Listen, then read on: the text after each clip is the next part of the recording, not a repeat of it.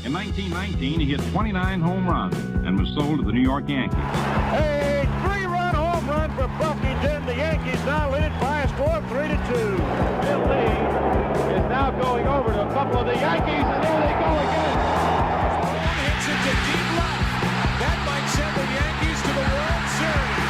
Varitek and A-Rod going at it. Roberts is going. Posada's throw. Roberts safe. And what can I say? Just tip my hat and call the Yankees my daddies. Welcome to Fanbase, a deep dive into the greatest rivalry in sports, episode 169. John Senecal, the originator, the creator, the co-host, and myself, Brian Shackman here. Listen, we're getting close to the end. Mathematically, the Sox aren't out of it, but they're done. The question is, will they have a winning record? And the Yankees are probably going to win the AL East, right? I mean, you're assuming that's going to happen. Yeah, they should win the AL East. I mean, they could have wrapped it up on Tuesday night against the Orioles, but they didn't do that. So time will tell. But giving 5 games left to go in the season As of Wednesday, I think they've got a good shot at it. Considering they got 2 more against the Orioles, and then they got to play the Pittsburgh Pirates. So I mean, you feeling good? I mean, My concern is the best record. You want to beat the Indians out for best record, because right now, as it stands, the Yankees and Indians would have the byes in the first round. But you want that best record. You want to play at home. You know, I mean, you want to play in front of your fans. In terms of scheduling, I think that the Indians end the season with the Astros, which you say, well, that's tough. But the Astros are probably just going to rejigger their because they can't get the best record. They clinched the division, so they're just going to try to position their starters so they can start the postseason. So they truly don't care about those games. Yeah, I mean, the one thing that they do have going for them is they're a solid team. The Astros are. Astros are a very solid team. So they will, regardless of who they parade out there on the mound, give the Indians a run for their money. But like you said, the Indians are going to play full scale because they want that. The Guardians. They're the Guardians. The Indians. They're always going to be Indians to me. So yeah, the Guardians will play full tilt. Our producer correcting. It is. I'm with you there. But then the Yankees, they got Pittsburgh, and Pittsburgh is not a bad team, but they're certainly not the Houston Astros. No, Pittsburgh obviously isn't a bad team. They kind of underachieved this year, but their big story obviously is Paul Skeens, and the Yankees, according to Derek Shelton, the manager, will face Paul Skeens in that series. So Friday, Saturday, or Sunday. He's scheduled to go Saturday. I think actually I'm not going to go. I think my son might be going because he's going to take the Fairfield. It's not that far. No, he wasn't going to go on Friday night, but they have some sort of formal dance, so he should probably go Saturday, I would think, because then you could see Skeens. Oh yeah, pitch. They're saying that. I mean, you can get in for as low as like $7 on StubHub. I was surprised how little fans were at the game on Tuesday night against the Yankees, the Orioles series, because that's it's a big game, really, when you think about it. But it is a Tuesday night, it is a school night, it is New York City. They slowly filter into the stadium, but still, I feel like there should have been more fans in the stands. I'd be interested to see what it's like in the early rounds of the postseason. I mean, for the Red Sox, to me, I just want them to have a winning record, to be honest, and I don't have any other feeling. I mean, we've talked about this on my morning show on WTIC News Talk 1080, that there's 2 takeaways. One is like having Casas and Trevor Story back changes the team. Mm-hmm. And if they had those 2 and a healthy Devers, they probably would have won the wild card. I mean, I think that's safe to say, despite all their relief pitching problems. So you could make an argument that the season wasn't as bad as it kind of felt. But my ultimate point, and I think I made it a little bit last week, is that I don't think this team can be great if Devers is your alpha. No. Right? So, I think that you can talk about whether they're playoff competitive, but championship competitive, there's just no way. He's not a Mookie Betts. He's just not an Ortiz. He doesn't have that, and I don't think he wants it. So he got his money, good for him, but I go into the offseason just really wondering what it's going to take to give them that feeling that they could actually compete for something bigger. He's shut down for the rest of the season. Yeah, he's done. I mean, I would think that the Red Sox, they have the alpha sitting there and waiting with Jarren Duran. I would think he would be a perfect alpha on that team. I mean, obviously, he's not one of the guys that's locked up, and you get over his little transgressions with his comments, that kind of stuff. That will blow over. That's gone. I feel like he could be the person to step up in that. You think situation. He could be that big a star? I really do. I mean, he's got all the tools. All the tools are there. He just doesn't have the contract yet. I mean, if they want to keep him there, they got to give him one of those deals like Bayo got. Yeah, I mean, you have him for. He must have at least 2+ years. I would think he's probably 3 years away at least until. So if you give him a 6-year, you can AAV it at a lower number because you're giving him. He probably could get like 8 to 12 in arbitration maybe sometime soon. So if you give him an AAV of like 15 to 20, you can get 3 years of free agency back. I mean, I don't know why they wouldn't do that. And then and obviously if it ever soured, it makes him really tradable. Like all those guys that I do think it's the best economics to take a guy who you know is going to be good and buy back some of that free agent years for upping your arbitration years, because then it's just they're so if they end up good, they're so valuable. Yeah, especially a guy like him who you can change the game. He's got speed, he's got power, he can play some good defense. So he's got the tools. I mean, that's a player that the Red Sox should work on keeping. But going back to your comment about health, right?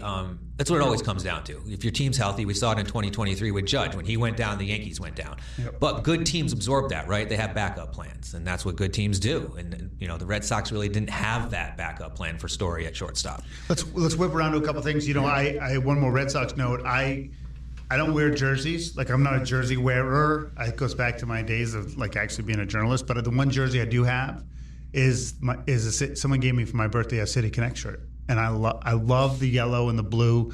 And I didn't know this, but you said they're going to make it like a fixture. Yeah, so the Red Sox announced that they're gonna make the yellow City Connect jerseys a permanent fixture, which I think they said is replacing the blue. Like there's 3 jerseys. There's the red, the white, and then the blue alternative jersey they use. Well, they do like a white and a gray is on the road. A gray, yeah. And then they use the blue. I don't know if it's 10, 15, 20. I don't know how many times they use it. Well, that one's going away. And the yellow is going to replace the blue. Yeah, as they say now, permanently now, but who knows? The stuff sells. I'm telling you, that stuff sells. Oh, of course it sells. Crazy. And those jerseys are insanely expensive. I was down at the Camden Yards, and like their City Connect jerseys were going for like $400 in the store. Are you serious? I mean, come on now. I mean, that's stadium prices, but they're not going to be less than $300 if you buy them on the open market if they're real. Well, there was a stretch where the Bogarts City Connect, when he was in his last year, you couldn't get it. It was the official merchandise was actually sold out.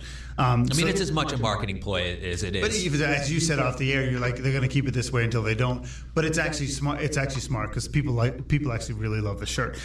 Let's whip around. I'm going to give you a team. You give me your take. Houston. Houston, I think, other than the Padres, is the most dangerous team that's going to go into the postseason in Major League Baseball. Yordan Alvarez is a question mark. He hurt his knee sliding into second base like a week ago. So, if I believe he will play regardless, but Yordan Alvarez not at 100% can be exploited, right? But the rest of the team is their pitching has been kind of put together, but they're excelling. Their bullpen is great, and we know all about their hitting. It's just been there. I mean, all season you got Bregman and Pena, and it just. I just remember the playoffs. Altuve. When I watched the playoffs with them, there's a point where every guy who's at bat, you're like he could hit it out of the park. Yeah, 7 out of the 8 last ALCSs that they've been to. It's crazy. And the last time they haven't been was 2020, and it was the Oakland A's. Yeah. Well, they're I remember reading a piece. I think it was an SI. It might have been an ESPN. This is maybe 8 to 10 years ago, where they're like, this is their formula. They had a new TV contract to negotiate. They were tanking, and basically they were timing it. And forget about the cheating for a second. They were timing it with the new contract money, which was going to be like a tenfold increase with the draft picks to make a move. And like we talk about and we'll talk about the Oakland A's in a second. We talk about these teams that need to have cycles, right? They need to have 3 to 5 bad years to have 2 to 3 years to take a shot at it. What they've done in Houston is really impressive for a team that, even though it's the 4th most populous market in the country, it's not considered like almost like a big market the way we consider LA, Boston, Chicago, and New York. And so and their run really all started with Carlos Correa in that draft when they drafted him in the international draft. I think it was like 2012 or something like that, whatever it was. But they're a smart enough organization to cut bait on a player like that. I mean, they took a lot of heat for letting him go, but look what happened. I mean, he barely hung on with the team. He got a 1-year contract, then came back, and he's still battling plantar fasciitis year after year, and he's not the player he used to be. How about San Diego? Like I said, the second team that scares me the most. I mean, I think the scary thing about San Diego is they lost their best player, Soto. They lost their manager, and they lost one of their best pitchers, and a closer, and Josh Hader, and they got better. It's unbelievable. I think expectations when they came down a little, then there was less pressure. I think when they made all those huge signings, and I just think there was so much pressure. I think now that the pressure's like off. Yeah. Well, I mean, they got an excellent lineup. I mean, their lineup is awesome. They're super deep. Their pitching is really good, and their bullpen is insane. I mean, they're 47 and 11, I think, since the All-Star break. I mean, that's nuts. That is. I didn't know they were that good. I mean, that's crazy. They're so good, and on Tuesday night they turned a triple play against the Dodgers to end the game with Shohei Ohtani on deck as the winning run, and they locked up a playoff berth by doing that. And they have 2 more games against the Dodgers, which they could technically tie, and they own the tiebreaker against the Dodgers, so they could upend the whole NL West and the whole NL picture. Now, coming into midweek, I mean, Arizona's in a tailspin. It seems like everyone in the wild card race in the National League's kind of been winning except for Arizona. And so you have a dynamic now where the Mets are in a midweek series with the Braves, and if they get swept, they're going to be basically out of the picture. And not for good, but they'll be, Atlanta will jump them. I don't want to talk about Atlanta, actually, or Arizona. I want to ask you about the Mets. Do you think they make it? Well, I mean, they have a half-game lead as we speak now on Wednesday. The thing that worries me about the Mets is they've been playing so above the ceiling, right? I mean, no one expected what they were going to do, and they've been playing... Especially how they started. Yeah, they've been playing so great, and Lindor is hurt, right? He was on deck on Tuesday night to come in and hit, but his back is an issue. And as we all know, as we get older, backs are a hard thing to fix, and especially if you're going to be swinging and playing the field. I don't know the extent of his injury. I would doubt the Mets are going to let on the extent of that injury, and I would think that he is going to suit up regardless of the postseason. But 100%, if he's not 100%, I don't see the Mets rolling the way they do, because, I mean, it's like the Mets have they've been benefiting so much. Like, even in games that they're kind of playing close, they'll get a ball to bounce their way, or they'll get the call to go their way. And it's like everything has been going so well for them. You're almost like think it's going to end at some point, and that some point would be the playoffs if they get in. They are the sexy team, right? The OMG and all that. Matt Royce and I, who produces this podcast, we're in. Yeah, I mean, it's. How can you not be, right? I mean, it's. I love Pete Alonso, and I mean Lindor came off really. The money was a big weight on his shoulders, and now he's playing great. Yeah, they're a great story. Alonso's in a contract year. You wonder if he's going to be back. I would love to see the Mets get in it. I don't necessarily think the Mets, even if they get in, have the team to win it. Yeah. I just don't see it, especially with like Philadelphia, Milwaukee, even Milwaukee. I mean, I just don't see the Mets taking them out, but. Who knows? It's like they've had magic dust on them since the All-Star break. Actually, since like May. I think the NL's got such. I mean, you think about the top of it with the Dodgers. We talked about the Padres with the Dodgers and the Phillies. I mean, for Atlanta to be underachieving like the way they are, I just feel like there are more better teams in the NL. But I mean, who knows? I mean, no one even mentions Milwaukee because they always seem to lose in the first round anyway. So, yeah. I mean, I would love it if Milwaukee stuck it to like the Dodgers or something. It's amazing how well Milwaukee has played. Like everyone's just waiting for them to just. They don't even have Yelich. They had Yelich. They lost their main closer, Devin Williams, for like 2.5 months. They lost their manager. Yeah. It's like everything that they couldn't go for them. And we talked about it at the beginning of the season. Like they just didn't get better. Yeah. But they played better. So I don't see Milwaukee stopping what they've been doing because they've just been consistent all year. I feel like, as if we speak now, they're not even far behind for the best record in the NL. Yeah, I mean, as someone whose team isn't going to be in the postseason, I definitely go underdog. I mean, I would love for San Diego to make a run. I would love for Milwaukee to make a run. I'd love for the Orioles to make a run. You want a Mets-KC rematch from 2015? Not really. Not really. I don't want the Royals. I can say that much. But he's John Senegal. I'm Brian Shackman. This is episode 169 of Fan Base, a deep dive into the greatest rivalry in sports. The owner of the Oakland A's writes this letter to the city of Oakland because the season's winding down and they're no longer going to play there, basically saying, we tried and I'm sorry. And I listened to, I saw a clip, Larry Beal. Remember Larry Beal from ESPN? He was I thought Larry Beal was a great anchor. And it turns out he's a very nice guy. I remember when I worked there, he was always really kind, but he left to take a sports job in the Bay Area. And he just eviscerated the ownership group. In the letter, they talked about the 7 different proposals they put forward to keep him in, and he was like, every single one of them was flawed and not serious. And he just went off. And he went off. And I think part of it is that. And he was using the Golden State Warriors. It's like, you can do it. If you want to do it, you can do it. And part of me was like, maybe Larry's just mad that he's losing baseball. All they're going to have basically is basketball. Yeah. I mean, and because they lost football too. But I don't know how I feel, because I've been to. You ever go to a baseball game in Oakland? No, I did. did. I went when I was 13 with my dad, and it was huge, and. Multi-purpose stadium. It was that late 70s, early 80s where they played football and baseball, and the sight lines are messed up because of it and all this stuff. And they found ways to listen. They won the World Series back to back, and they had Billy Beane did his thing that will forever go down in baseball lore because of the book and the movie and this and that. But I don't know. I look at that city and I'm like, maybe they don't necessarily deserve a team. I'm in Hartford where we don't have anything, so like.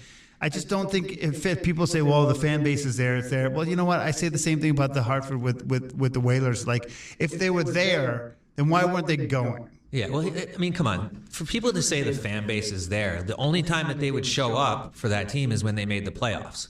And I mean, they did put solid teams together, and even in the last 10 years, making the playoffs. And in 2021, 2001, they made the playoffs. The 2020, they made the playoffs. They actually won the West in 2020. They actually had a couple of good stretches this season. Yeah, I mean, they play above their ceiling, but when you're averaging like 8,000 fans a game, and then the third to last game of the seat in your park, you wind up with 30,000 fans. Where were those 24,000 other fans for the last 15 years? Right. Same to be said with Tampa. Yeah, it's just like, you can say all you want about you're going to support a team, but there's reasons why the Raiders left. There's reasons why this team is leaving. If you're not going to get the people to show up there, you're not going to be able to support the team, regardless of how much money your owner has. You need the gate. That being said, is it going to change when they go to Las Vegas? I really don't know. I feel like it's a novelty thing where people are going to come in, they're going to get a free comp ticket somewhere, they're going to go over and see a game. Well, there's conflicting ways to look at it, right? So you take Vegas, which 20 years ago everyone said there'll never be any major franchise there, to now everyone wants to go there. Yep. The NBA is not there. The hockey team, it works. Yes. Because it was created from scratch. And they when I say they own it, it's that it is a Vegas team, right? They got a different name, right? And so the Raiders, the jury's out, right? I mean, the jury is out on the Raiders, and I don't know if it's like you just won 20 grand at the Bellagio, and they're like, hey, you want 2 tickets to the Raiders. And I don't know if that culture even still exists. Now that's exists also in a Vegas. once a week thing too. It's easier to fill. Right, and then you think about the A's.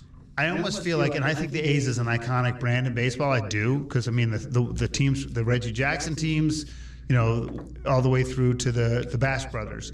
But I almost feel like they should do almost like a full relaunch, because I don't know that they're gonna have feel ownership of it. I don't know, but they're making the stadium sounds like right-sized. Like, I think it should be a relatively small It's stadium. supposed to be like just over 30,000. Which I think is actually perfect. Yeah. Because I think that you don't want Colorado or New York, you don't want that, but Fenway feels kind of right. Right. But I mean, they, like you said, they need an identity. Like, what are they going to call the team? They already have a Las Vegas Aces there, right? I think that's like WNBA. So you're not going to call them the Aces. If you call them the A's, everyone's going to kind of associate them with the original name. Yeah.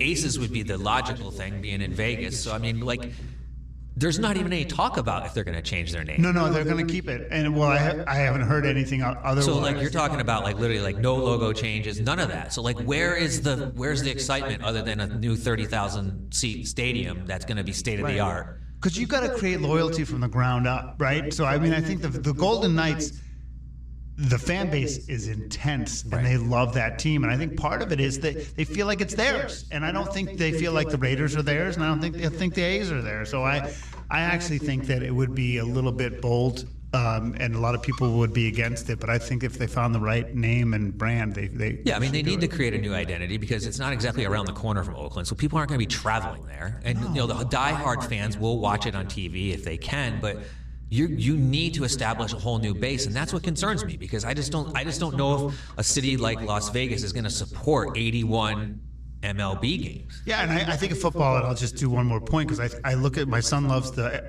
LA Chargers. When the Chargers play teams like Dallas or even the Raiders, there are more fans for the other team. Yeah. And you don't want that. You don't want that. And, Nevada's a transplant culture anyway, and I don't know. I feel like there's a lot that could be done there, and I think it might mean closing the door on the A's. So Las Vegas is going to have like 200 of their own fans and a bunch of transplant fans that don't even know who they're rooting for. Correct. Yeah. Yeah, I mean, I think that's pretty accurate. He's John Senecal. I'm Brian Shackman. This is Fanbase, a deep dive into the greatest rivalry in sports. In terms of the percentage of who contributes the most of content to this podcast, I mean, John it's probably like 80-20. I didn't know it was the anniversary. Well, let's talk about Oakland real quick again. Oh, Before we leave Oakland, I want to just talk real quick, because I'm a huge supporter of the Wave, right? I love the Wave.